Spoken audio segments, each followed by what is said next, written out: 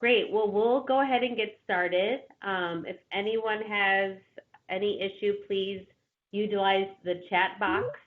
If you're not using your computer, you will have a chance to introduce yourself as well as ask questions after each section throughout today's webinar.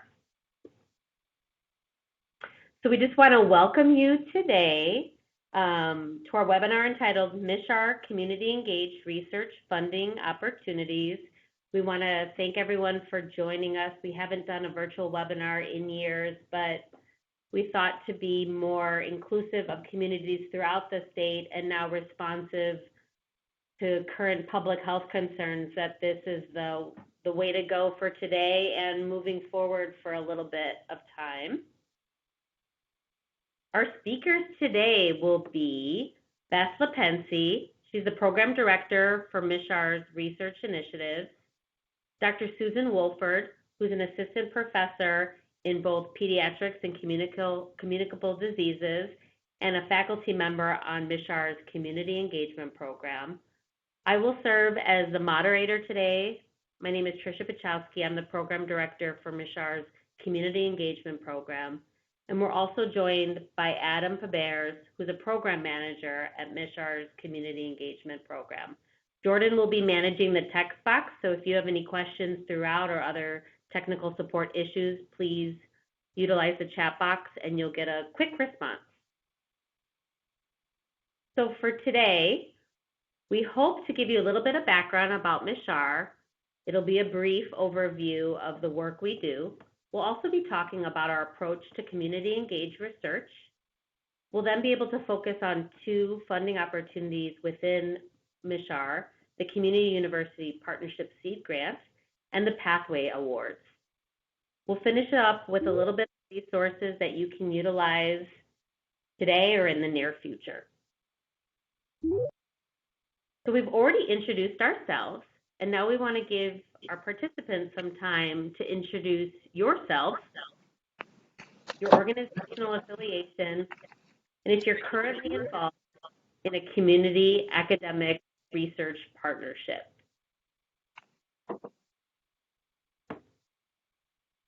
So we have some coming through the chat box. You're also able to unmute yourself and introduce yourself.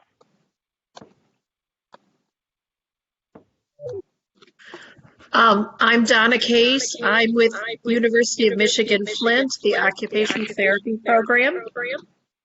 And I'm in the process of setting up a community academic research partnership with JARC of Oakland County.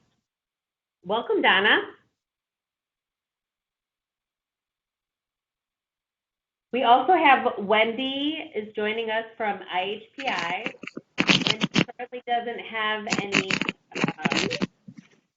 isn't currently involved in community academic research. We're also joined by Thomas, who's joining us from MICHR, which I think MICHR is in Lansing, not Lansing, Grand Rapids. And Thomas, I apologize if I'm wrong. We also have Jennifer, who's an assistant professor in psychiatry at U of M with no community research partnership. Donna Marie is joining us from PMR, Physical Medicine and Rehabilitation. Donna Marie is a postdoc here. We also have Kate. Kate is at the Ann Arbor Shelter Association of Washtenaw County. And I was right about MICHR. Thank you, Thomas. It is in Grand Rapids. Anyone else on the phone or on the computer? Great. Teresa's joining us from North Star Reach, and that's a camp. I guess you guys are in Ann Arbor, but camp is up in Pinckney, which serves children with different types of medical needs.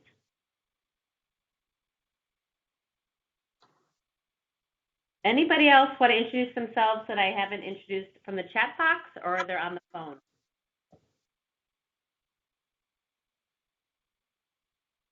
Welcome, Jenny. Please hear from U of M Psychiatry. Jenny is Dr. Jester is a longtime community engaged researcher, so we welcome you to our webinar.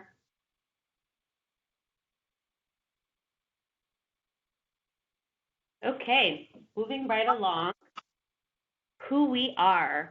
So MICHR was created in 2006 and awarded a Clinical and Translational Science Award through NCATS, the National Center for Advancing Translational Science. And that's one of the institutes within the NIH.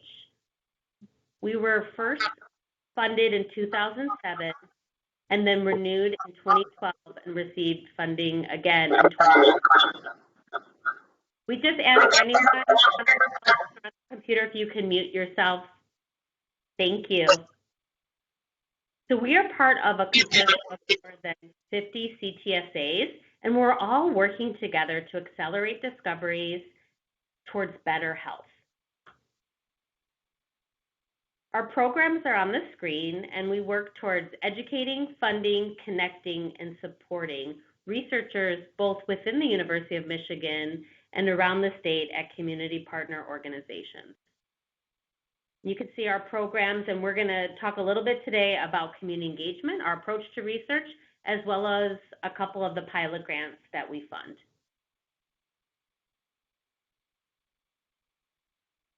So for today, we will focus on CUPS, the Community University Partnership Seed Grant, and that provides up to $5,000. We accept applications on a rolling basis until funds have been expended. So if you're interested in that mechanism, check out the website for application guidelines and make sure to get that in quickly because it is rolling and because we don't have limitless funds. We ask that you submit that as soon as possible. It's a short application. We'll talk a little bit about that, but it's only a couple pages. We'll also be talking about pathway awards. And so that was recently released. Applications are due April 13th of 2020. There's two types, Pathway to First Grant, and that's up to $50,000, and Pathway to Independence, which is up to $75,000. If your grant does include a U of M Ann Arbor researcher, we ask for cost share. For both U of M Flint and U of M Dearborn, cost share is not required, but it is at different funding amounts. So now I'm going to ask Dr. Wolford to talk a little bit more about what we mean when we say community engagement in research. Thank you so much for allowing me to share a little today about community engagement. And what I was saying when I was on mute is that as we think about this topic, we'll think about, well, what is a community and who is part of this community? Well, there is no one definition, but often it's defined by people who have a shared geography or social identities in common or shared experiences or interests. And community engagement is a broad term that in clinical and translational research often refers to the involvement of non-traditional partners in research studies, such as patients, friends, community-based organizations, health providers, and clinicians, among others. So one of the definitions that we use for community-engaged research is shown here. An authentic partnership of people affiliated with or self-identified by geographic proximity, special interests, and or similar situations to address issues affecting the well-being of the community of focus. So there's some really important principles that we think about when we think about community-engaged research, and we've listed three of them here. First, there should be shared decision-making. So this means there's not sort of a top-down approach, but that all that are involved can be equitably included in decision-making. And often we have to think about this in light of, for example, budgets. Historically, budget's an area where one, maybe the PI is the person who deals with that, and there isn't as much sharing of the decision-making there. But in community-engaged research, all aspects of the research are considered to be areas in which there should be shared decision making. Then we also emphasize continuous communication, and I'll get back to say more about communication a little bit later, but we really believe that communication is really important to the partnership functioning well. And then there should be mutual benefit. So clearly in research, researchers have defined goals and a desire to disseminate their findings, and it's definitely beneficial from the academic standpoint. But in community-engaged research, there should be clear benefit on both, for both parties, both the academic and the community partners involved. So community engagement occurs across a spectrum.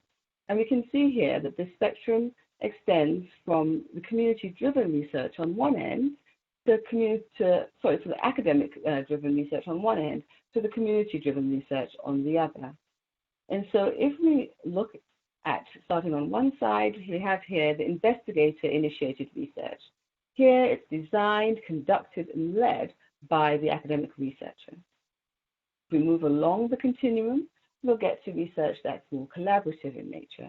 It may be carried out in community settings, and it involves partners in some aspects of the research. But then we get to community-based participatory research, which is a specific type of community-engaged research. And here there's shared power, shared control, and shared ownership over the project, and all partners are equitably involved in it. So we've listed here a key resource. If you'd like to learn more about CBPR specifically, the Detroit Community Academic Urban Research Center, often called the Detroit URC, has some wonderful resources, and this is the link that can get you there. So community engaged research is not for everyone. And before starting on a project that engages community, we think you should ask yourself a few questions. And I'm going to just run through them quickly here. For example, do you have enough time? That's so important. We all only have 24 hours in the day, and this type of work takes time. So is that something that you're able to really engage in? 2, do you want to build relationships? And this is, I was going to put shaking hands, but I figured within the current context, a shaking hand wouldn't be good, so I'll put the fist bump, but actually probably shouldn't do the fist bump either at this point. But regardless, do we want to build relationships? Is that something that one is interested in? Do I possess the skill set needed to engage in this kind of project? Am I willing to share control? Does the idea of sharing control cause me to break out in a cold sweat, or is it something that I'm willing to embrace? And therefore, this might be an area that I could enjoy. And 5, am I committed to self-evaluation? 6, how supportive is my organization or institution? And while it's not always down to money, money is often a way in which organizations or institutions show support. And so it's important to think about what kind of support there is for this type of work. I think that money and time are often things that we have to consider when considering engaging in community academic partnerships. I recently became an associate professor, which allows me more flexibility with what I do. But while I was an assistant professor, one had to think about, well, am I going to be able to have the productivity that I need in the academic setting when engaged in community-related work? And so I think each individual who's making a decision about being whether they or not they should pursue community-engaged research will look at their own circumstance, but will have to ask themselves these honest questions. So most important to reflect not only reflection of one's own interests and motivations, but similarly for the institution, and this is really key. one of our esteemed partners, community partners, Mrs. Ehil Deloney, made this statement, which we really think is an excellent one to share.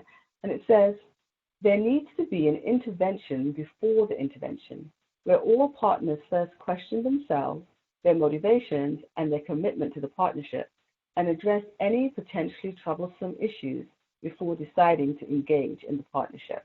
And we think that's really good advice. And indeed, we've gathered input from a number of our partners about how to be successful in partnerships. And there are far more points than I can share today, but I did want to mention one area, which I said I'd come back to, which is the importance of communication. And just to highlight a few aspects of this. So first of all, RESPECT. It is so important to show and foster respect for each other, and to learn about what's important for the academic or the community partner as one forms these partnerships and hopes to make them sustainable.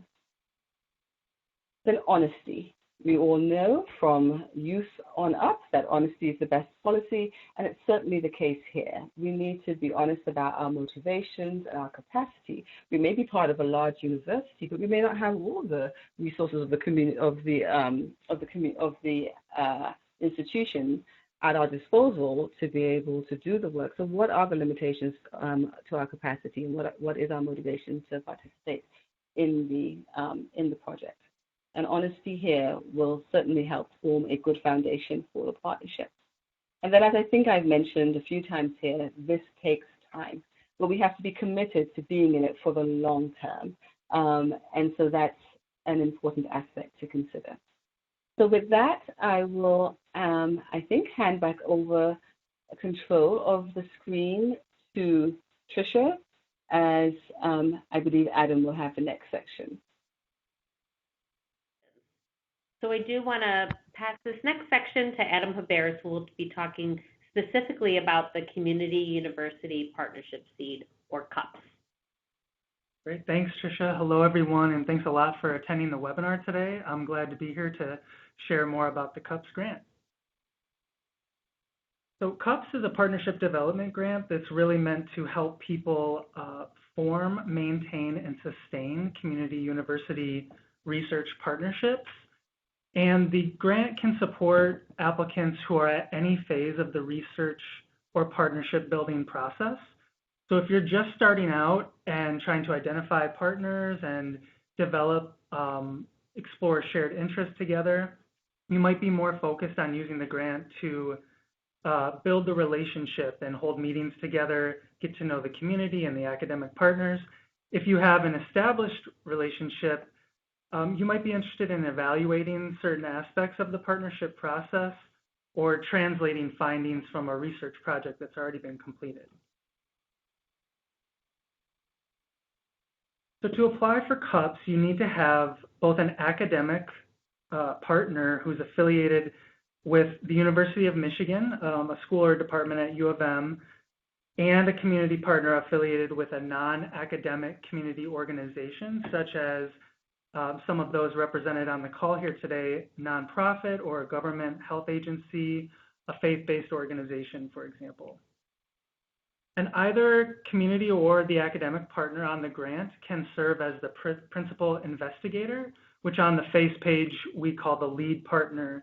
And we often see applicants apply using shared leadership models, sort of as co-leads. So you can also have co-PIs or co-leads on this grant as well. So over the years, we've received a lot of really incredible applications and projects, partnerships that have come through the CUPS mechanism, and we wanted to share a few of those with you today. The picture on the left of the very adorable little person there is from a partnership called the Healthy Homes Coalition of West Michigan, and they partnered with Kent County Health Department and researchers at the U of M School of Public Health to really strengthen their partnership and look at ways of reducing harmful exposures to lead in the home. And they used the CUPS grant to develop a training for parents, teaching other parents on how to reduce lead for families with young children. The picture at the top right is a live action shot actually from one of our first CUPS awardees, Dr. Gina Dallum, who partnered with the Washtenaw County Sheriff's Office and Home of New Vision, which is a community-based organization in Washtenaw County focused on substance use recovery and treatment. And they got together to really build their own capacity to conduct community-based participatory research, to understand what that was and how it would shape their research. And that was all for the purpose of training law enforcement and community members how to administer intranasal naloxone to save people's lives in the event of an overdose. And the question at the bottom of the screen, what's the perfect youth-friendly clinic, is one that was asked by one of our CUPS awardees from the Michigan Organization for Adolescent Sexual Health. Some of you might be familiar with MOASH, and their academic partner at the U of M Adolescent Health Initiative. They had a shared interest in looking at what makes healthcare spaces accessible and welcoming to young people. So they got together to develop a research plan that was youth-informed and looked at strategies ultimately to test the validity and reliability of a youth assessment tool that can be used within different clinics. And then just briefly wanted to share some examples of other types of activities that CUPS projects have used the funding to conduct. So forming a community advisory board, we've had a couple applicants that wanted to sort of build their partnership infrastructure and have a decision-making body that could guide the research. I mentioned the previous example of the naloxone training, and they participated in a CBPR, a free online CBPR training actually that's available through the Detroit Urban Research Center to kind of build their understanding of what CBPR is and looks like in practice. And then we've had a few projects collect information, sometimes qualitative information through focus groups, to better understand how to inform future research plans or design and test new interventions. So there's a resource at the bottom of the screen we encourage you all to look at if you're interested in CUPS, and maybe we could put this in the chat box too if we're able to, that has some more examples of different types of activities that can be supported through the CUPS grant.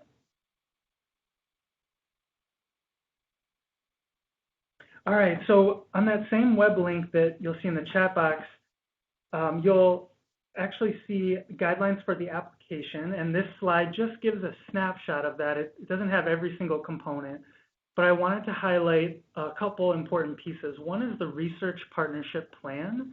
So this is the main narrative of the grant, where you'll talk about the health problem or topic of interest to the partners, the specific outcomes and activities that the partnership is trying to achieve, and the impact you hope the project will have, including any plans for future collaboration and research. A couple of the other components listed I wanted to mention. This is not an exhaustive list, but a couple important pieces: the budget and justification. I think Susan might have mentioned something about budgets and that they can be challenging for community engaged research partnerships and really stretching the funding with involvement of multiple partners. So with this grant, there is an expectation from reviewers that the budget will be fairly distributed between the partners. So that's something to think about based on the role that each has in the project. And then letters of support, they're not required for the CUPS grant.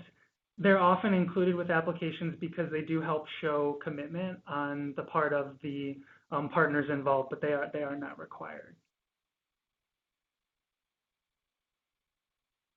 And then also wanted to just briefly highlight the CUPS review process and mention that these applications are reviewed. Each application is reviewed by a U of M faculty member and community partner that has experience and expertise with community engaged research. And this is kind of a sampling of some of the questions that they'll be looking at and assessing the applications for example, for relevance of the topic to the community involved, and understanding if the partnership is addressing an issue that's important to the community, if there's equitable involvement of partners. So, is there some evidence that each partner is playing a meaningful role in the project based on their skills and expertise. Whether the activities you're proposing are feasible within the time frame for the grant, which for the CUPS is 1 year, and then any potential for sustained research and collaboration in the future beyond the funding period. So Susan, I'm going to build on what Susan said. She gave some really great examples of tips for partnership development. And more specifically to the CUPS grant application, how to demonstrate that, it's really helpful to be clear and explicit about the community engaged research principles that you're going to use. And sometimes that might be a work in progress. You might change those or modify them after you apply for the grant, and that's okay. But it's important to talk to your partners before submitting the grant about some values that you have in common and that you want to shape the partnership and the research project. So if there's a commitment on all the partners on shared decision making and power sharing, it's really helpful to state that in the application, or disseminating findings of what you're learning through the project with the broader community. It's really helpful to state that. Then describing the roles of the partners is important, just so the reviewers know how you're going to work together and they can see that there is involvement of all partners, to show that there's mutual benefit, ideally in community engaged research, as Susan mentioned, a foundational principle. The partnership is really benefiting everyone who's involved as well as the community. So it's important to put this in the application and describe some potential ways that people will benefit from the partnership. And then finally, it might be a little bit obvious for the CUPS grant, but it's important to have some time to talk to your partners before submitting the grant, just to make sure everyone can have input and feedback. And it kind of helps build like shared expectations before you're awarded the funding and move actually into the project. All right, and finally, for the CUPS grant, I just wanted to share some of the best advice we've heard as MICHR staff is from people who've been awarded these grants. And I have a couple examples of things they've shared with us, some lessons learned. So I'll read these out. One is the project was brought to where the youth already were, their youth advisory council meetings, to ensure the least amount of barriers for their input and participation. So we've heard a lot from past applicants that having meetings in community settings where community partners already are really helps facilitate that partnership building. And then another quote from a project: we adopted operating norms which included items such as mutual respect, everyone participates, shared leadership, discussing conflicts, and meetings not dominated by a few members' use of consensus. So these are just some examples of ways that people sort of practice community engaged research in their work.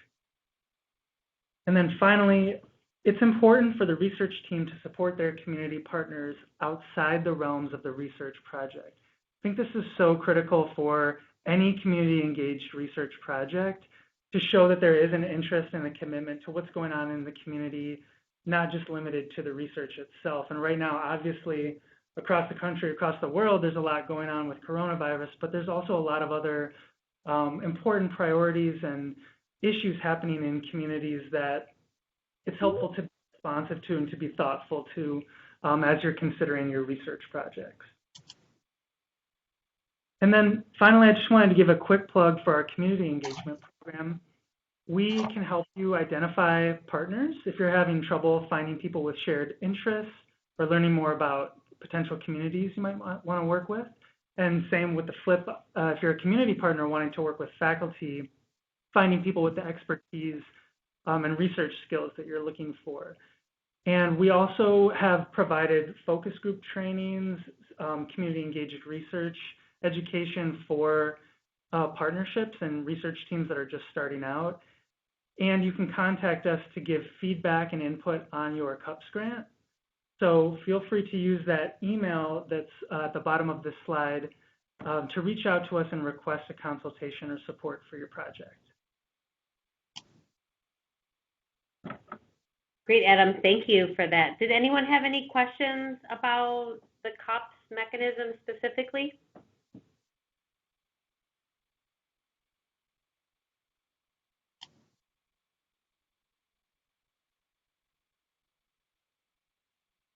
You can definitely type it into the chat box or use your telephone or the audio on your computer to ask the question or questions.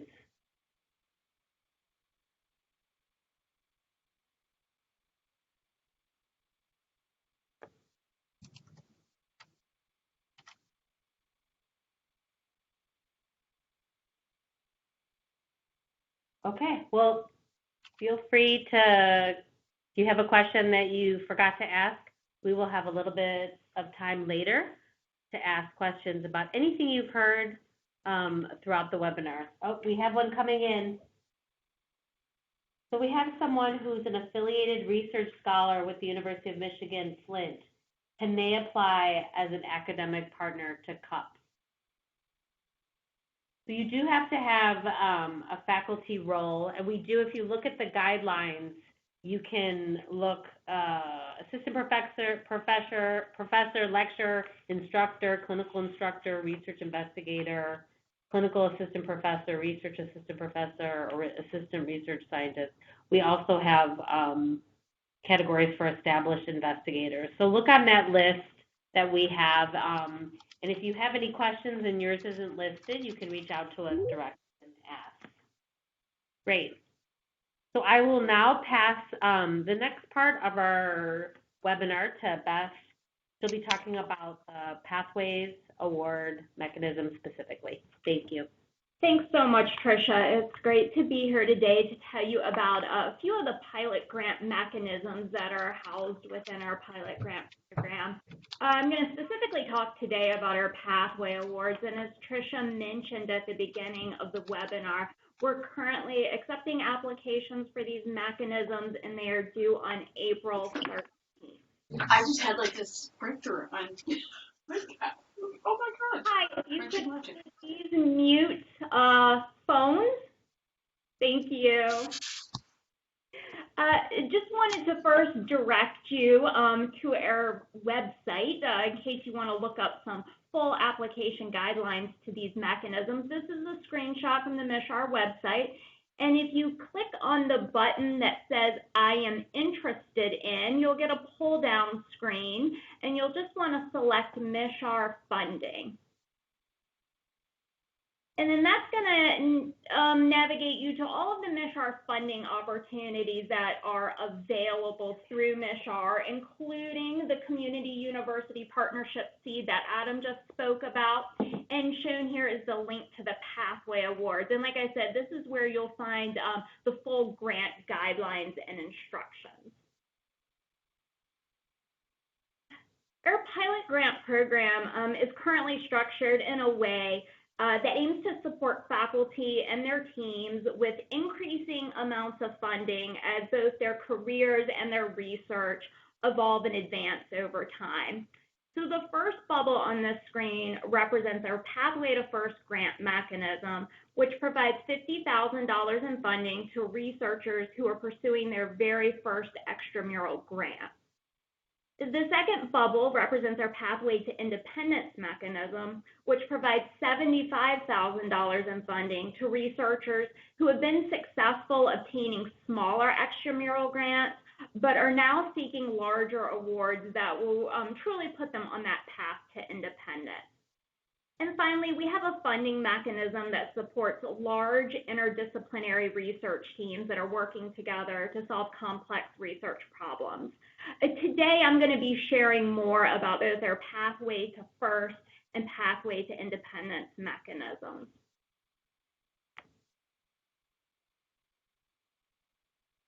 Both of these mechanisms are going to support research along the translational spectrum, as well as three different what we call approaches to research that are shown here as investigator-initiated, collaborative, and community-based participatory research.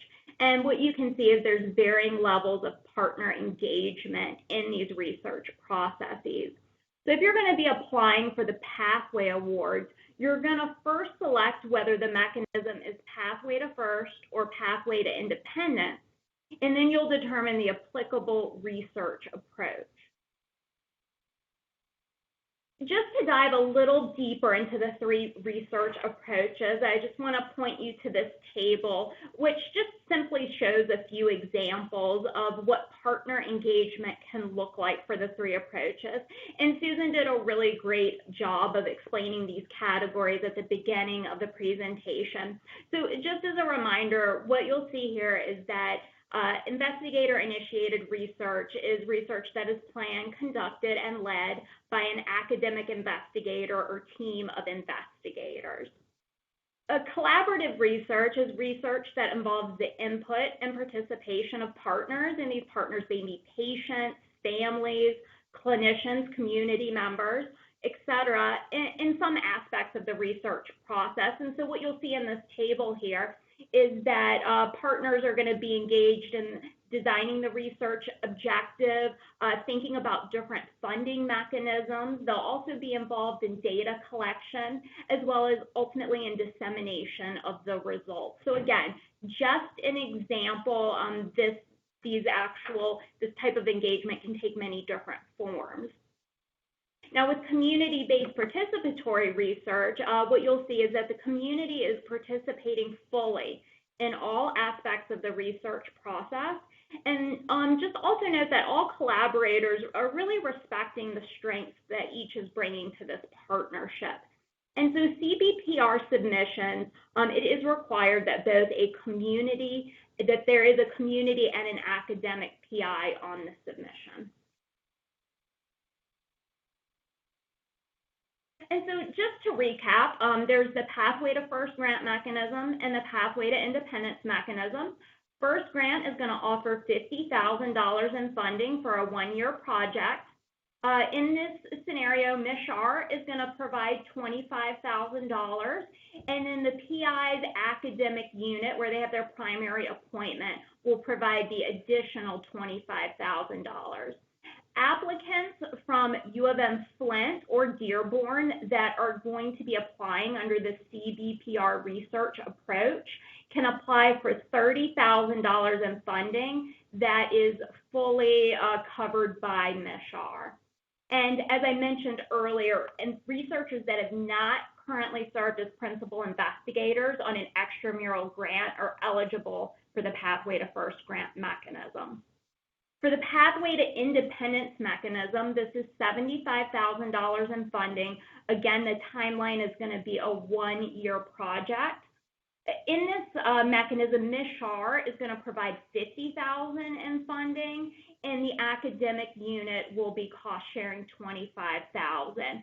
And the same guidelines apply for faculty using CBPR that are from Flint and Dearborn.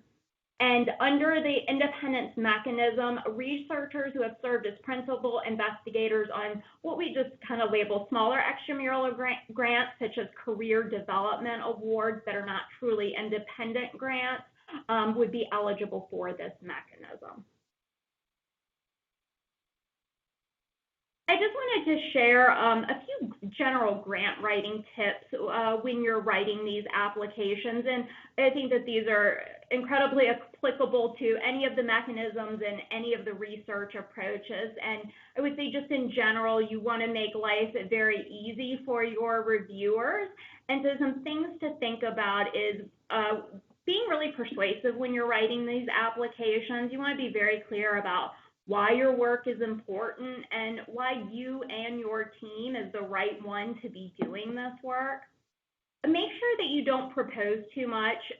Keep it within the budget, which for these applications we've discussed, that I've just discussed, it's going to be $50,000 or $75,000, and also keep it within the time frame, which is 1 year.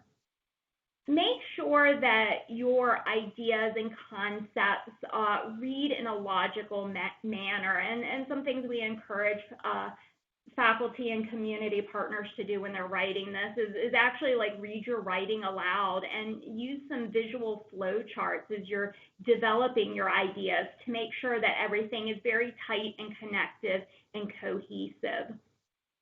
Something to keep in mind is always leaving that very important white space throughout the proposal for readability. So make sure you're leaving some space between paragraphs, that your figures and tables are very clear, they're large, they're readable, you have some nice figure legends that can give good description of the figure so that they can stand alone in the proposal.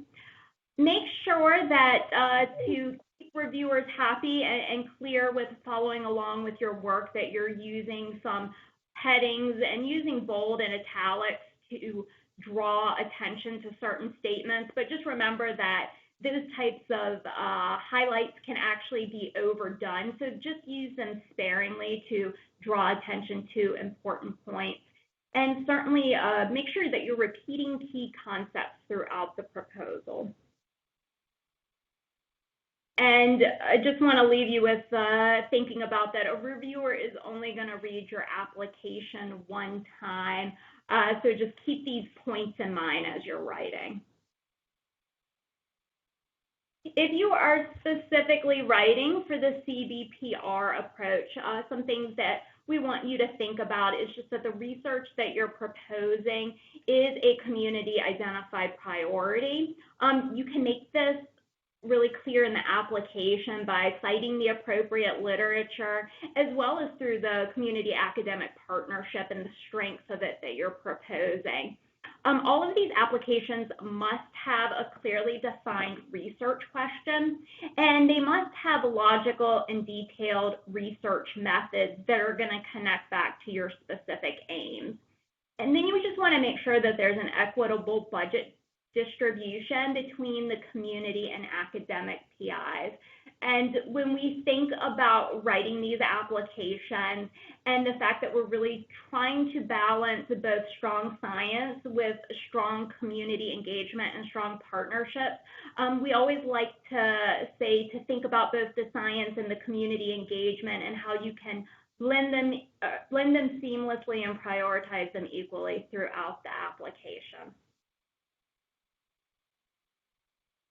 The review process for these applications mimics the National Institutes of Health.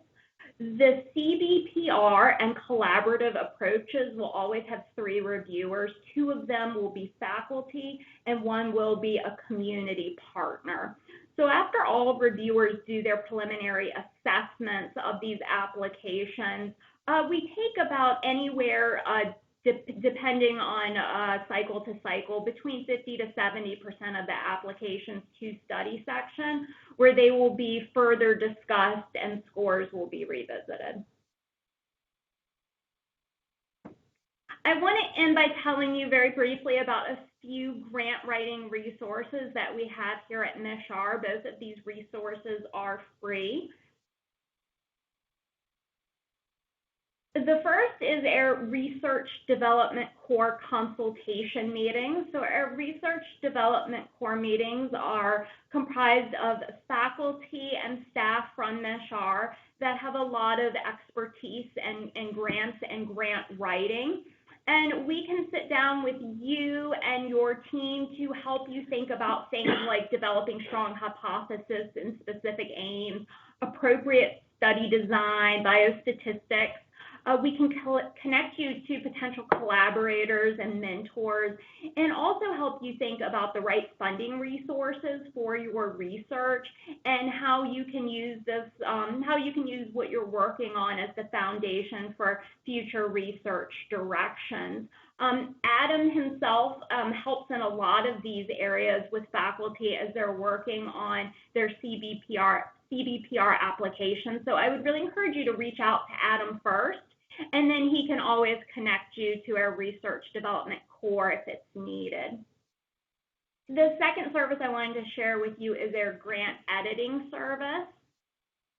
And so we have a wonderful grant editor at MICHR who does an incredibly substantive review of any applications, whether they're internal to U of M or external.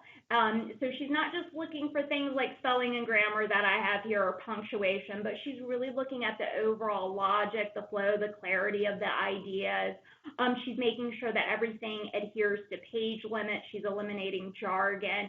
and she's making sure that everything you're writing is really adhering to the funding opportunity announcement. And I just want to be transparent and let you know that our editing is a very, very popular service, and it is booked through this Pathways deadline, but just keep it in mind for future applications. And thank you, and I'm going to turn it back over to Tricia.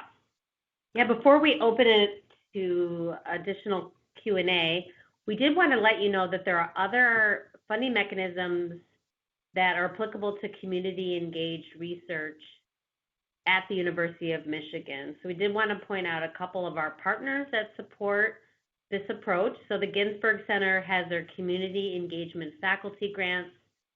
The Detroit Community Academic Urban Research Center does have their small planning grant for both partnership development and small pilots. That mechanism only happens once a year, so just check their website often to see about your work and if it fits in within their deadlines. Poverty Solutions has a community academic pilot grants, and Graham Sustainability has their Catalyst grants. So we do encourage you to look at other U of M internal funders and opportunities to support your work beyond MICHR. So now we wanted to open it up to general questions. If you have questions about any of the components we've talked about today, you're free to ask over the phone or through your computer audio or in the chat box.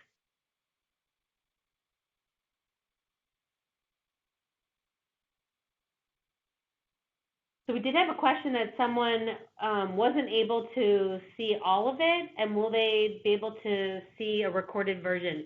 You will. So early next week, we'll have this posted to the MICHR YouTube channel, and Adam will share it to all of you so you can share it with your partners, and we will be getting it out in a more recent newsletter, the next newsletter, just to let you know that you can watch an archived version.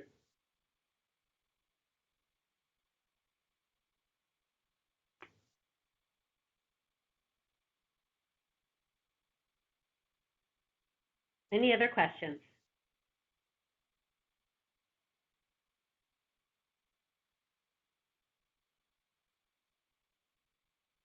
So definitely utilize the links that Jordan posted throughout for supplemental guidelines or more specific guidelines about both CUPS and pathways.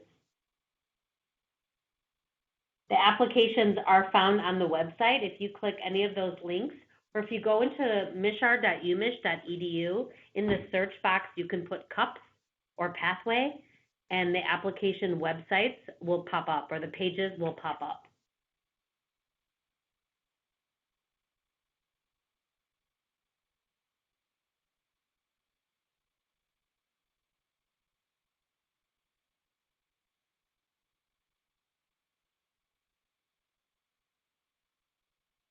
We're just going to stay on for a couple more minutes. If some of you are mulling over your next question.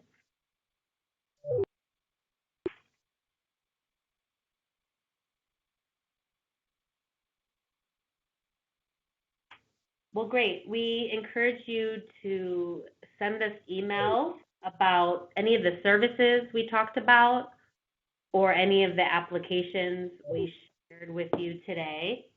Just remember, CUPS has a rolling due date, and Pathways is due April 13th.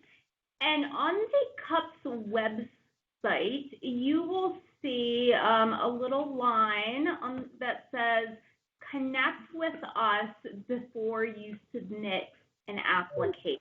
And the reason we do that is just so that we can verify that funding is still available before you start writing. So just shoot us a quick email, ask if the opportunity is still open.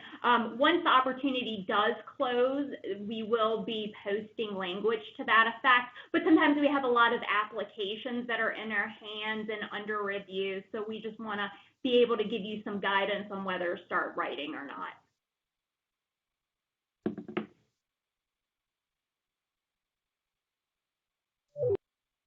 So there was a link, Beth, on the MICHR website about apply here. did the pathways link on competition space is an old link. So we'll be getting that fixed before you submit.